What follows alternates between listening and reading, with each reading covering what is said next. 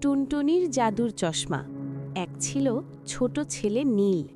নীল খুব শান্ত স্বভাবের, কিন্তু তার একটা দুঃখ ছিল। সে বাগান থেকে প্রজাপতি বা পাখি ধরতে পারত না। সে গেলেই তারা উড়ে যেত। একদিন নীল বাগানে পুরনো একটা ট্রাঙ্ক খুঁজে পেল। তার ভেতর ছিল একটা অদ্ভুত বড় আর নীল রঙের চশমা। নীল যেই চশমাটা চোখে দিল, অমনি দেখল চারপাশটা বদলে গেছে। প্রথম জাদু। নীল দেখল বাগানের ফুলগুলো একে অপরের সাথে কথা বলছে। একটা লাল গোলাপ বলছে, আজ রোদে আমার খুব তৃষ্ণা পেয়েছে। নীল দৌড়ে গিয়ে পানি আনল।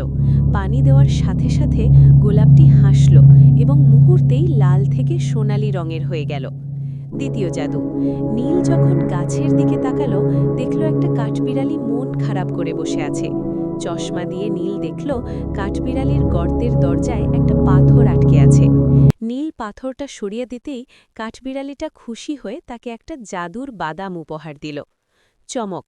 নীল বুঝতে পারল এই চশমাটা সাধারণ চশমা নয়, এটি মানুষের বা প্রাণীদের মনের ইচ্ছা পড়ার জাদুর চশমা।